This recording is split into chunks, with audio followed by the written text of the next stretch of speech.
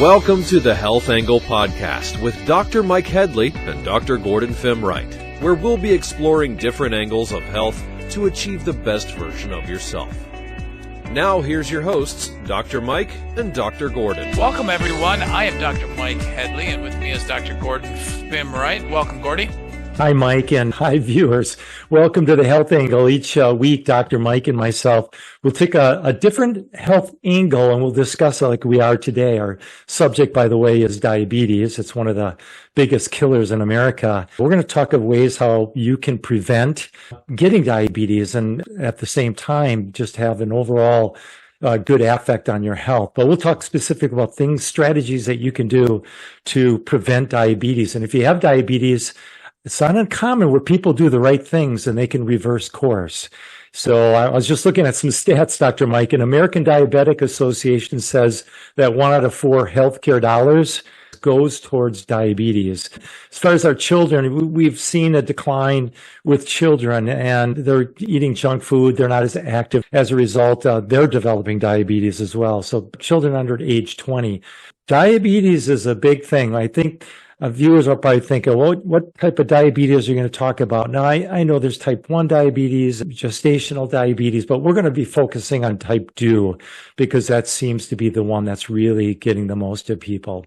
Dr. Mike, I was just thinking about when I was in grade school, high school, even college, I don't think we really knew students or even adults that had diabetes. I'm not saying I wasn't there. But what I'm trying to say is years ago, the prominency of diabetes just wasn't there. This is just a phenomenon that's just really affecting a lot of Americans now. Yeah, I never saw any classmates get permission to do the insulin shots and or talk to their family and friends. It wasn't very common at all. Mm-hmm. And then what's really, really cool is if it's managed well, type 1, like you live in Chicago, Jay Cutler used to be the quarterback for the Bears. Yeah, he was diabetic or is diabetic.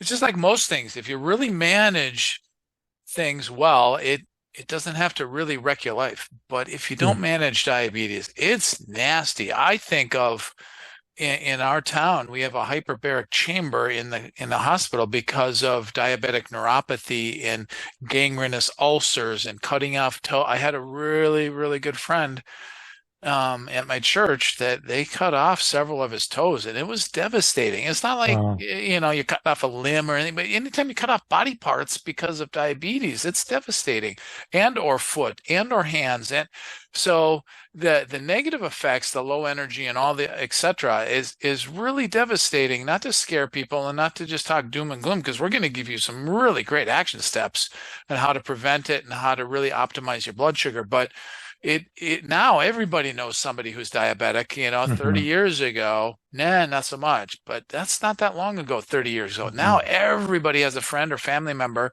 and has the insulin pumps and or still doing shots or pills.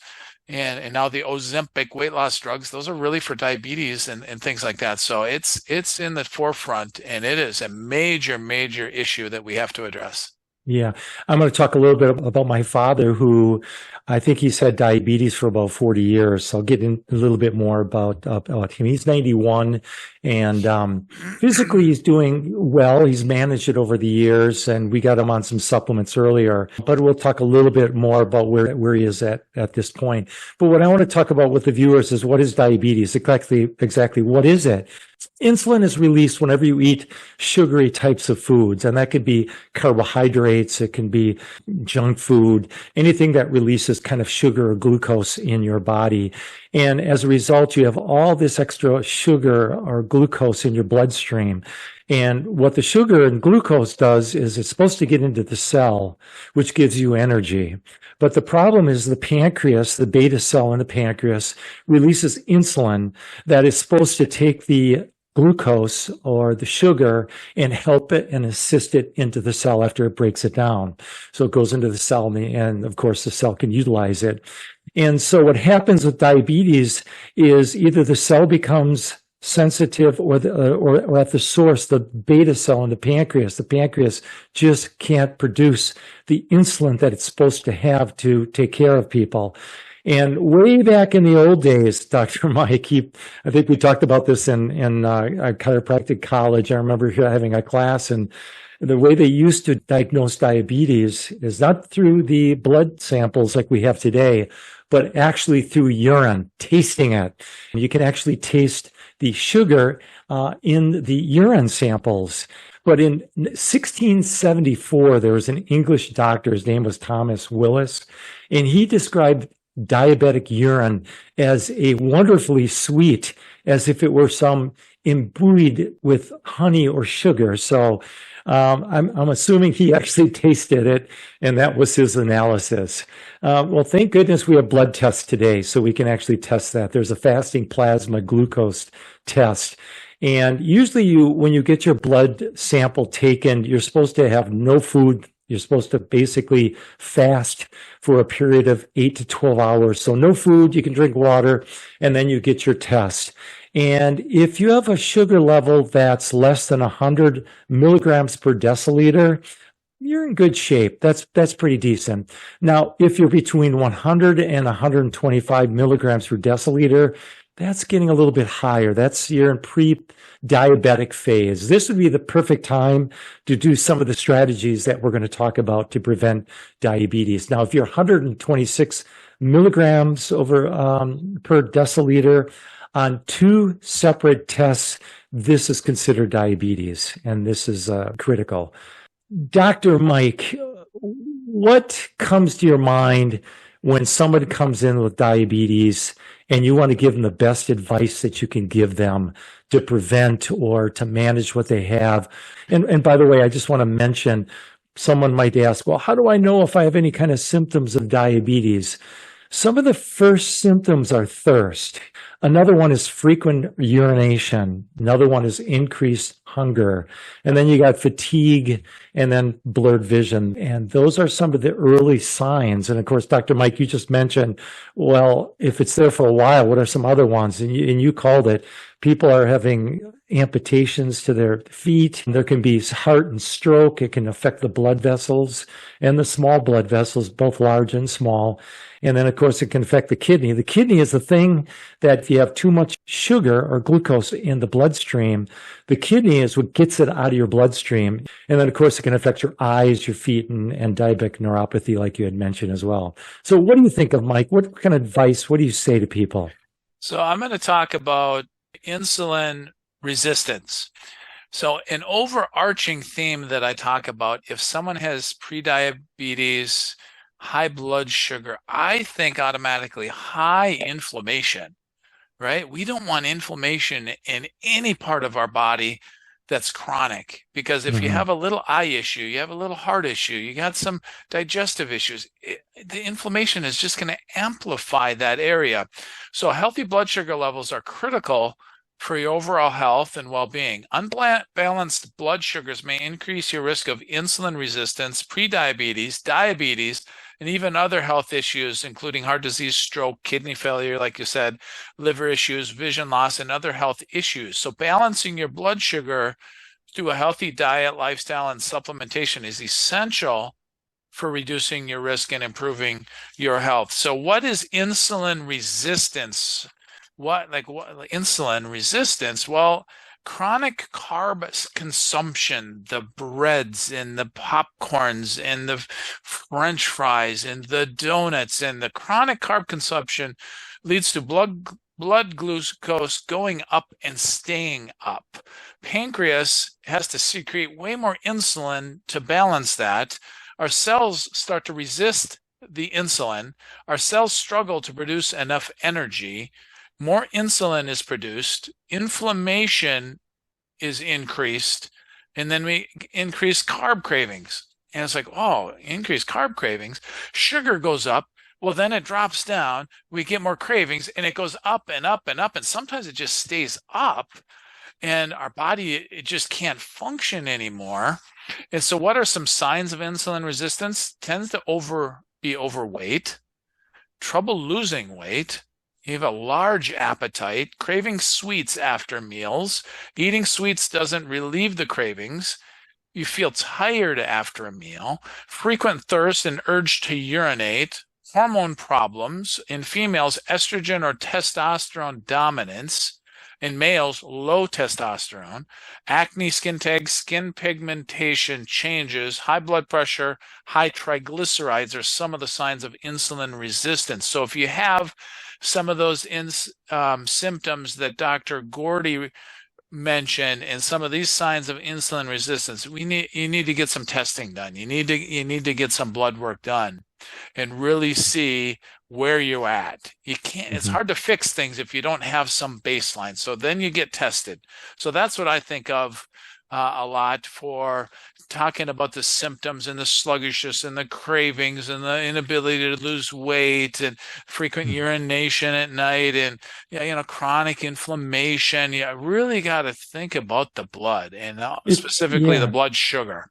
It's interesting you say inflammation, Dr. Mike, because I remember reading Mercola. He talks about this. You get the high insulin in your stream. And when you're pushing the limits, he says with your insulin, he had mentioned that that's the fastest way to age. Very interesting you had brought up the inflammation factor. So my father had been diagnosed with diabetes 40 years ago, or roughly thereof. And we got him on supplements. We'll talk about some of the supplements and things that people can do to prevent and manage their diabetes. He's done wonderful over the years, in the most part. He was always active in the greenhouse. He was always sharp. He used to do these interviews in the county. He used to interview people. So he had diabetes all the way through that process.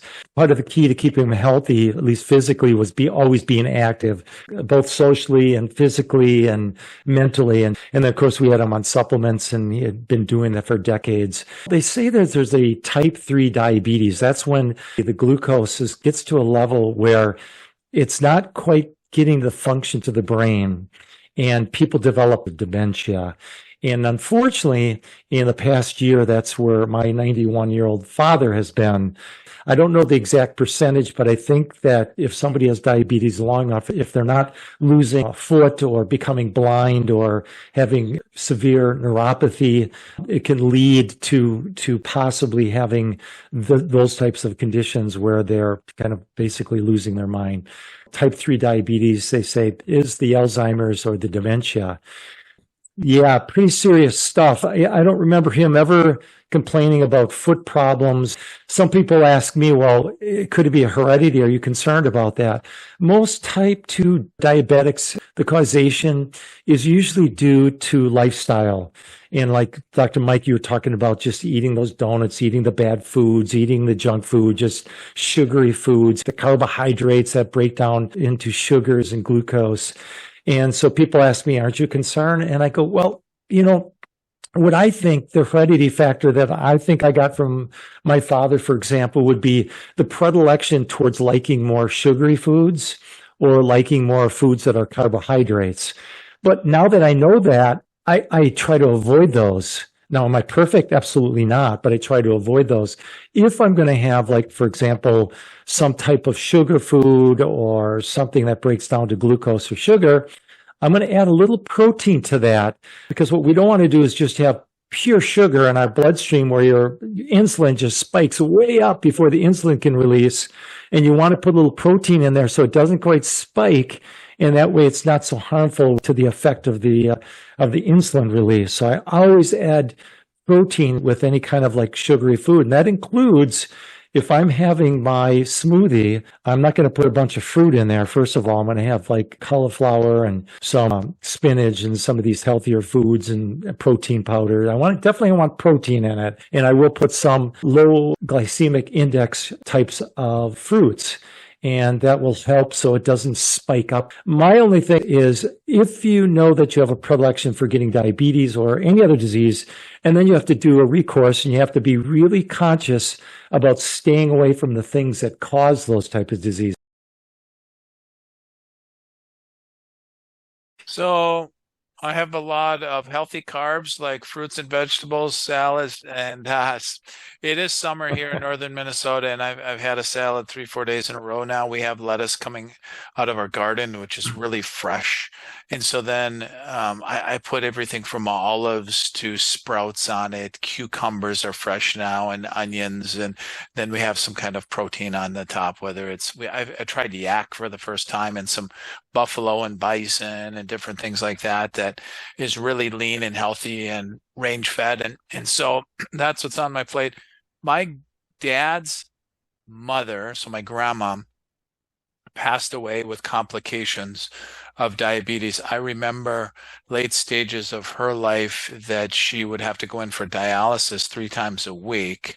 And my grandpa took her in for that. And then her late stage was blindness and then just weakness, and couldn't really take care of herself when she was so blind and so weak. And then she just failed and passed away, and didn't suffer just crazy amounts, but no one wants to go blind, let's face it. And so, Gordy, what's the best predictor of your future health status? Because you said, okay, people say, aren't you afraid? Am I afraid? My grandma had diabetes, went blind, and aren't you afraid? Your dad has diabetes.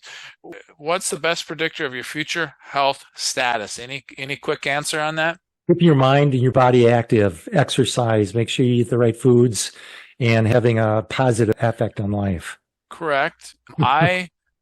Absolutely. I say, look at your present health habits. That's what you just described. Okay. So how do we know what our future health status is? Are we worried about the garbly gook that's in everybody's family? Well, let's look at our present health habits and our present health status. Wow. Am I diabetic now? Nope. Do I have high blood pressure? Nope. Do I have high cholesterol? Nope. Am I physically fit and active and healthy and sound in mind and body and spirit and really active and have really good habits? Yep. Oh, well, then I have a lot less to worry about. I mean, I don't know what the future is going to be like, but today I'm really, really healthy and fit, and I don't have diabetes. So if I do the same thing tomorrow, I'm going to guess I won't have diabetes tomorrow. And so genes don't just flip on in 10 years and say, oh, great, in 10 years we'll both be diabetic. No, not if we aren't today, and not if we aren't tomorrow, and not if we aren't the next day. In general, if our health habits are really strong and healthy, we're going to be strong and healthy. And so I have 7 tips to balance our blood sugar. And the one you just mentioned, eating 30 to 50 plus grams of protein at each meal. And nutrient-dense anti-inflammatory foods includes greens, vegetables, herbs, spices, grass-fed meat, pasture-raised poultry and eggs, wild-caught fish, wild game is critical for balancing our blood sugar. So 30 to 50 grams of protein for the average person. So eat at least 15 to 20 grams of healthy fats also at each meal. And I think you put coconut oil or MCT oil or flax or chia seeds or some kind of fats in your smoothies, don't you? Yeah, absolutely. So the fat's good. Avoid processed carbs and naked carbs. What are naked carbs? Naked carbs mean eating carbs without protein and fats on the sides. For example, eating potatoes and breads without much any other fats or any proteins with that, and I said the junk carbs, the donuts and the pastries, that are specially processed, that aren't homemade. So avoid processed carbs and naked carbs. A lot of processed food out there. So what are some of the most nutrient-dense carb sources? Beets, carrots, sweet potatoes, squash, beans, lentils, fruit, pumpkin, quinoa, jimaca. And so one really interesting study, it talks about go for a walk is another tip after meals. You may be surprised to hear that going for a walk after your meal may help you balance your blood sugar levels. According to 2022 systematic review and meta-analysis, even 2 to 5 minutes of walking after a meal may help to improve your blood sugar and cardiometabolic markers. So that's pretty cool. Instead of just humping down right on the chair and the couch and recliner, go for that little walk. And walk around the house if it's winter. If it's outside, walk the dog, walk the cat, walk up and down the stairs if you're in apartments. 2 to 5 minutes can have huge benefit. So eat protein and fiber before carbs as well. Eating your protein and fiber before carbs may also help balance your blood sugar. Eating protein along with carbs may be better for your blood sugar than carbohydrates. Also, eating protein first may also help with filling you up, reducing carb cravings. and overeating. Sometimes you get that too much pasta and carbs and sugary stuff spikes the blood sugar, and then it goes lower, and then we want to keep eating. And after you're done with your next segment, I have 3 simple blood sugar tricks to balance your blood sugar, Gordy. That's great, Mike. Awesome. Hey, you had a good summary of the foods. I mean, you can't go wrong with spinach, kale, broccoli, great vegetables, fruits, apples, berries, oranges, whole grains, wheat bread, brown rice, oatmeal, then lean protein such as fish, chicken, beans, and nuts. But this is going to be really important too, is getting lean rich foods. So for example, fiber, you need the fiber. And these are things such as beans, lentils, and oatmeals. And this can slow the absorption of sugar and improve your blood sugar level. So really important. And here's something, oh, by the way, if people are grocery shopping, look for low glycemic index foods. Basically what that means is low sugar foods. So that's kind of a key word. The National Institute of Health, Dr. Mike, the name of the study that I looked at, it's called Statins Linked to Double the Risk of Type 2 Diabetes. So in other words, people taking cholesterol-lowering statins double their risk of diabetes. So that's interesting. And now, could that be because maybe their body mass index is too high? Possibly. In other words, they're overweight. Possibly. Maybe they're eating the wrong foods, everything that would causing your body to become pre-diabetic. And then foods to avoid, obviously the sugary drinks, soda, sweet teas, energy drinks full of sugar. I mean, I'll be taking the train home from work and I'll see a lot of people with like energy drinks and sugary drinks. Processed foods, often containing unhealthy fats and added sugars. And these are the things like granola and these protein bars. Not good. Refined carbohydrates. These are white breads and the pastas and the pastries that we talked about. And then, Dr. Mike, you had mentioned physical activity. I mean, aerobic exercise, strength training. Add that to your, if you're going out for a walk, you're walking your dog or just walking around the block, add strength training as well. That's huge with insulin sensitivity and improving it. And then work on flexibility exercises as well. And then, of course, the benefits of regular exercise. It improves insulin sensitivity, helps your cells use blood sugar more efficiently. And then weight control, it burns calories and it helps you maintain healthy weight. And then as a result of that, you get endorphin release, you have better improved outlook on life as well. And then, of course, benefits of maintaining a healthy weight also lowers the blood sugars, and we talked about that. Really, the bottom line is getting your body mass index to a better level as well. So back to you, Mike. I want to hear what you had to say. Yeah, I have my last things I'm going to say is 3 simple blood sugar tricks. And then one thing to add on to that, and we talked about this in a previous podcast about sleep.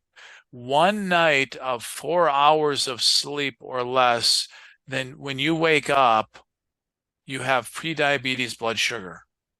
And so what's that mean? High blood sugar. You said 100 and over 100, 125-ish or whatever. That's prediabetes. Well, what goes up comes down. It crashes down. You're tired in the shower. You have your cup of coffee that can goof up your metabolism and your blood sugar. And then all of a sudden you're reaching for the donuts and the carbs or the energy drinks on the way to work because you're tired and you got to make for the energy.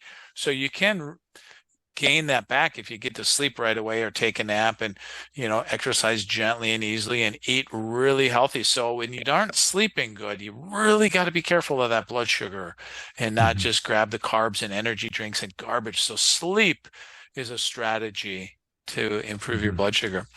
So 3 simple blood sugar tricks. Use apple cider vinegar or lemon juice with your meals.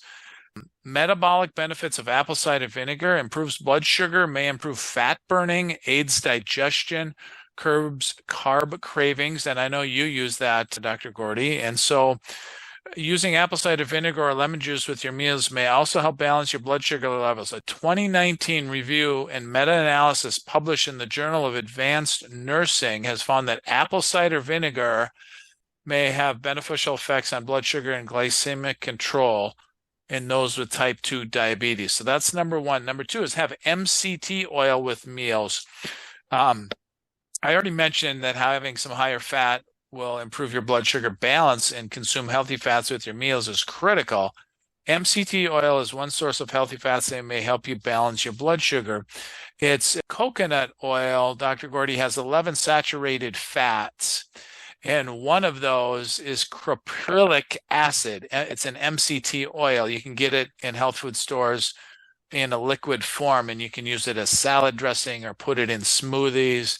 And it reduces hunger and cravings, improves fat burning, stabilizes blood sugar levels, improves mood and stress response, supports memory and cognition, raises blood ketone levels, improves extra energy and athletic performance. So MCT oil is a really healthy fat. You can fry eggs in it and use it in so many different ways. Then my last tip, and then I'll let you conclude, is there's herbs and nutrients to balance your blood sugar. And you can look up the specifics on why these are, or if you have some of these handy, you can use.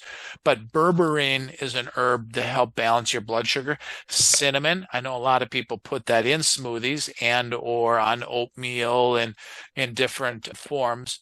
One thing I really studied, gymnema is an herb that has 140 studies that balances blood sugar, and it actually stops sugar cravings.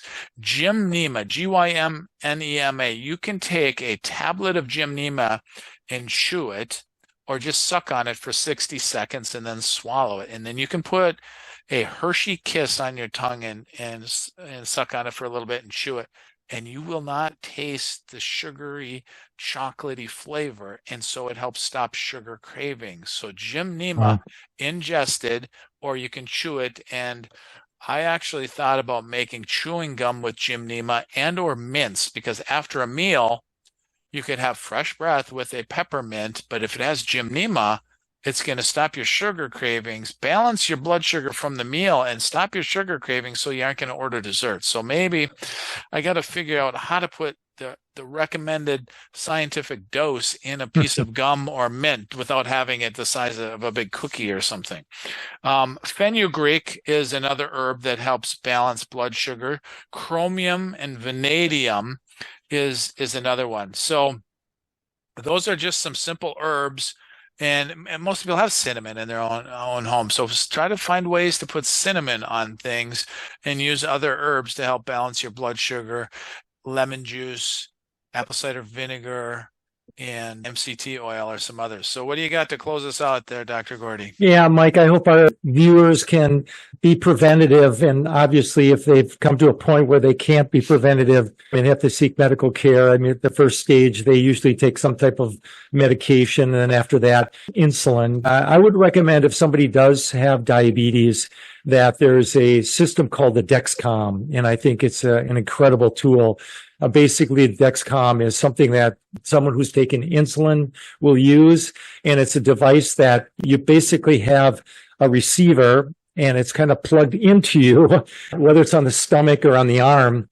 And what it does is it monitors your blood glucose 24/7 at all times. You can set it up so you can have multiple people monitor your blood glucose, but you can also have it set up where if it's too high, your blood glucose is too high, it'll give you a warning. Your phone will start to beep. It's an app on the phone, by the way.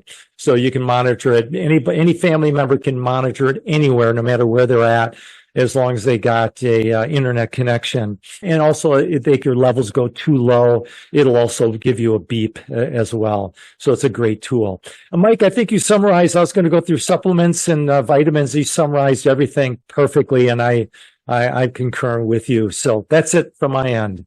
Well, thanks, Dr. Gordy, and thanks for sharing your personal story with your dad. And I wish him all the best. And I know your lifestyle is rock solid, and it has been for years. So if anyone has the model of health and lifestyle habits to follow, you're a really, really good example to be optimizing your health and performance. But also that means preventing a lot of stuff too. And I know your goal isn't just to prevent heart disease and cancer and diabetes and dementia, but just being on the offense and doing all the fun, healthy things that you do is prevention in itself. So that's a different mindset, in my opinion. You're just thriving and a really good example of health. And then on the back burner, you go, hey, we're keeping all the bad stuff away, and we don't even have to worry about that because my body is optimum in health and well-being. So great job with that. Yeah, I think both you and I, Mike, we love this healthy habits and we love learning, growing. And I think that's the biggest reason we have this podcast each week. We love sharing with things that we've learned. And I know you're reading a ton of books and you've shared a lot of the technologies and things that you've learned. So kind of fun and exciting to share. So, it is. yeah. So that leads me to, what's your number one takeaway that you can share with your family member about diabetes that you either learned or relearned today? So what can you sit down while you're sharing that healthy meal with protein? What's your number one takeaway? That have a discussion on either how to manage your diabetes, pre-diabetes better, how to prevent it, how to get tested to see where your markers are. What's your number one takeaway? And then what's your number one action step that you can take today? Are you going to really focus on your sleep or your exercise or your hydration or your nutrition? You're going to kind of see if you can get 30 to 50 grams of protein with your meal today. What's your number one action step that you can take today? Going to schedule some blood work? Are you going to go for a walk after each meal? What's your number one action step? So with that, what do you want to talk about next week on our plan, Dr. Gordy? Dr. Mike, we're going to put it down there. It's right below us. You can read our next episode. I just want to tell the viewers, thanks for joining us this week. Please subscribe, please like, and we appreciate your comments as well. If you have an idea for a program, put it in the comments. We do read those. So thanks for joining us, and we'll see you on the next episode. Thank you for joining us on the Health Angle Podcast. Please subscribe to our channel and catch us for our next episode.